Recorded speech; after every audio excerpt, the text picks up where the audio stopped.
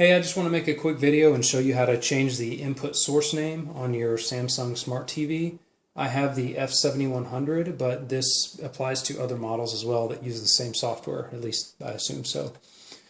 So if you click on source on the remote and then look at, for instance, HDMI 2, you can see 4 dashes there as the name.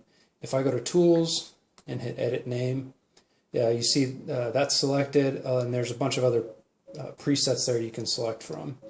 So that's fine usually, but if you want to have a custom name, which I did, and it was really annoying me that I couldn't change it, then you have to go through a little bit of a process to do that. Anyway, as you can see here, I have HDMI 1 as PS4 and HDMI 4 as Chromecast.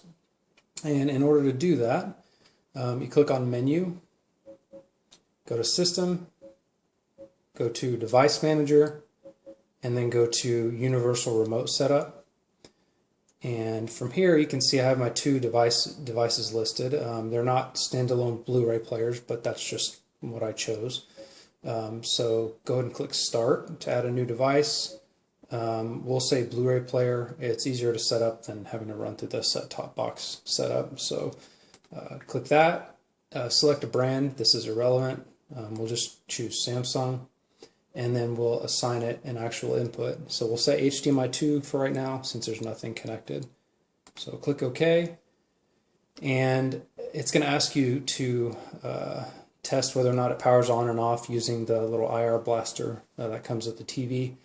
This is irrelevant, but you have to follow through with these steps, otherwise the settings won't take hold. So if you exit this, then you're not going to be able to change the name like I'm talking about.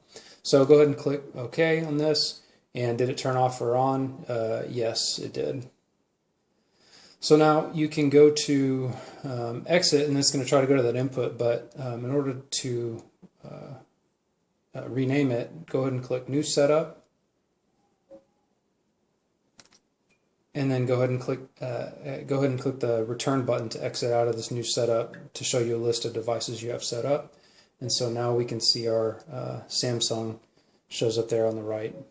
And you'll just want to go down here to rename, and you'll have the option to give it a name. So whatever, Samsung 000.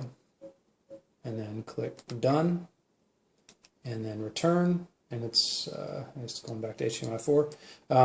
So then click on Source, and now you can see our input there, Samsung 000. And there's nothing connected, that's fine. But if you go to Tools from here, and then Edit Name, instead of having that preset list, you're now going to have a keyboard. And so you can give it any name you want, and it doesn't have to start with Samsung. You can call it whatever. So I'll just pick a name, click Done, and now the name shows up correctly. If you have any questions or comments, leave them in the comments section. But I hope this helps someone out, because it was really annoying me, and I was happy to find it.